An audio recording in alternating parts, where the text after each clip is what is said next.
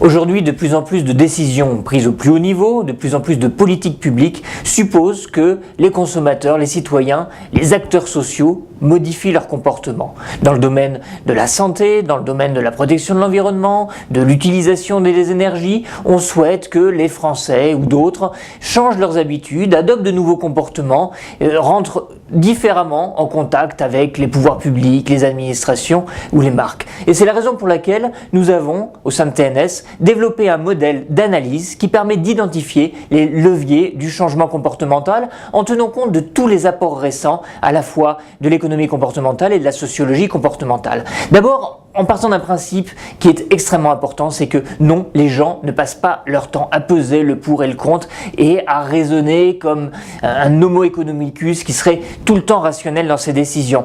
Nous nous sommes inspirés des ouvrages qui ont distingué deux formes de prise de décision, une pensée rapide, intuitive, immédiate, sans laquelle nous ne pourrions pas faire nos courses en supermarché sans y passer des journées, et une autre forme de choix qui est plus rationnel, plus pesé. Cette pensée rapide contre cette pensée lente, plus élaborée, eh bien ce sont deux éléments très segmentants qui sont indispensables pour comprendre comment nos choix et nos changements de comportement peuvent s'élaborer. Et puis nous nous sommes inspirés aussi d'un apport récent qui a été popularisé à travers l'ouvrage Nudge, qui consiste à dire que finalement les gens peuvent changer leur comportement de manière inconsciente, qu'ils ont des prises de décision qui sont façonnées par leur environnement d'une manière douce, c'est ce qu'ils appellent le paternalisme libertarien et qui doit être pris en compte. Mais pour autant, si cet apport est décisif et s'il a été d'ailleurs beaucoup utilisé dans les politiques publiques, il ne faut pas oublier tout l'acquis de la psychologie comportementale et de la sociologie comportementale, et c'est en prenant ces deux dimensions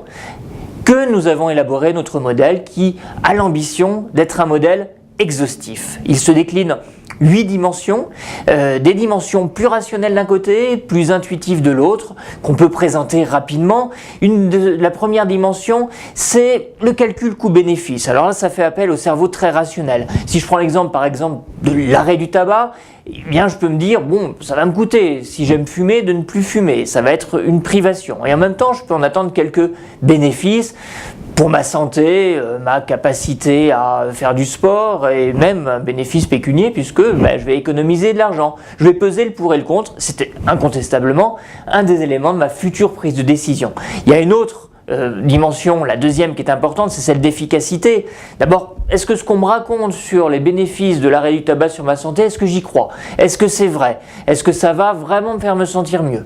Et ensuite, est-ce que je vais y arriver? C'est une autre dimension d'efficacité, c'est est-ce que je vais pouvoir faire ce sacrifice, si j'ai l'habitude de fumer, de ne plus fumer? Puis il y a une troisième dimension qui est très structurante, c'est celle de la règle qui est fixée. On est toujours vraiment dans des dimensions très rationnelles. Qu'est-ce que dit la règle?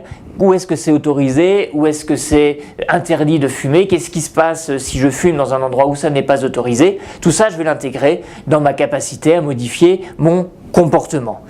Au-delà de ces trois dimensions très rationnelles, il y en a d'autres qui peuvent être aussi des choses qu'on va sous-peser, qui sont un caractère plus social et collectif ou émotionnel. Mes propres valeurs, quatrième dimension. Est-ce que je me sens mieux, je me sens quelqu'un de plus valeureux si j'ai réussi à arrêter de fumer? Au contraire, est-ce que je me sens finalement quelqu'un de très fréquentable si je fume une cigarette de temps en temps? Eh bien, c'est cette adéquation entre le comportement qu'on me demande d'adopter et mes propres valeurs, ce qui est important pour moi, va être très important. Ça demande des explorations un tout petit peu plus approfondies, tout comme notre cinquième dimension, ce qu'en pensent les autres. Et oui, les choix que je fais, les comportements que j'adopte, ils sont souvent, sinon par mimétisme, du moins par référence avec ce que va dire mon entourage. Si mon entourage me dit oui, vraiment, si tu arrêtais de fumer, ce serait bien pour toi. Si j'entends dire autour de moi, quand quelqu'un arrête de fumer, ça fait quoi, 6 mois que tu as arrêté, bravo, c'est bien, je t'admire. Ou peut-être que ça va être un élément d'incitation. Et donc, cette fréquence des prises de parole et la nature des prises de parole de l'entourage sur les comportements qu'on voudrait faire adopter compte aussi dans les choix. Et puis il y a des dimensions qui sont un peu plus difficiles à explorer, mais qui sont très structurantes, celles qui relèvent plutôt de la décision rapide et de la décision intuitive. Il y en a 3. La première d'entre elles, c'est les habitudes. Ça, on peut faire raconter facilement dans les études aux gens leurs habitudes, mais il ne faut pas toujours le lien entre leurs habitudes et ce qu'ils font. Et on sait très bien que dans l'arrêt du tabac, c'est décisif pour rester sur cet exemple. Est-ce que j'ai des cigarettes quotidiennes que je prends toujours à certains moments? Est-ce que j'associe des occasions systématiquement à une cigarette? Eh bien, le savoir et l'explorer, ça peut permettre d'aider à trouver les moyens justement de dissocier des moment du quotidien avec un geste dont on se dit qu'il faudrait que les gens y renoncent peu à peu. Puis il y a une dimension là qui est très spécifique et très développée d'ailleurs dans l'ouvrage Nudge, c'est celle des raccourcis qu'on a tous, qui nous permettent de raisonner très rapidement, mais parfois très faussement et pas toujours de manière rationnelle. On peut avoir des idées reçues sur le tabac, est-ce que finalement c'est pas si dangereux que ça si je me limite à tant de cigarettes par jour ou par semaine, sur la conduite automobile, est-ce que quand la route ou l'autoroute est dégagée, je peux me permettre des pointes de vitesse au-delà de la limite autorisée? Comment je fais mes calculs de dépenses? Est-ce que j'ai l'impression que finalement faire des travaux d'économie d'énergie, ça va forcément me coûter plus cher que les économies réalisées? Il y a des raccourcis qu'on peut avoir et qui sont extrêmement pesants, mais inconsciemment, sur les décisions qu'on peut prendre. Enfin, une dernière dimension, la 8e dimension, eh bien c'est l'environnement. Comment l'environnement me parle? Quelles sont les ressources qu'il met à ma disposition? Quels sont les signaux qu'il m'indique pour adopter tel comportement ou pour me détourner d'un comportement qui ne serait pas souhaitable? Ce sont toutes ces dimensions qui constituent notre modèle l'analyse du changement comportemental et notre positionnement, c'est-à-dire qu'il faut les explorer toutes et n'en oublier aucune pour en tirer des conclusions véritablement opérationnelles.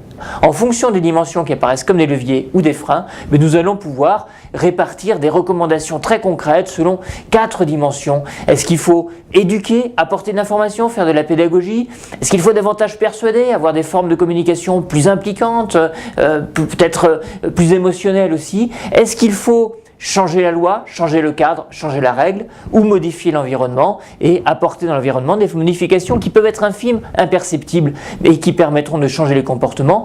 Tout cela, nous sommes capables de le modéliser, de l'expliciter et de démontrer comment doit être conçu le mix entre ces 4 dimensions qui sont rarement en fait uniques. Il faut une combinatoire des 4 pour pouvoir faire en sorte que les personnes à qui l'on veut voir changer un comportement le fassent plus ou moins consciemment, mais de manière durable. C'est ça que nous cherchons à travers ce modèle, c'est de créer, de trouver les conditions qui permettent d'obtenir des changements de comportement qui ne soient pas éphémères, qui perdurent et qui garantissent le succès de politiques qui ne pourraient pas marcher si les gens ne jouaient pas le jeu.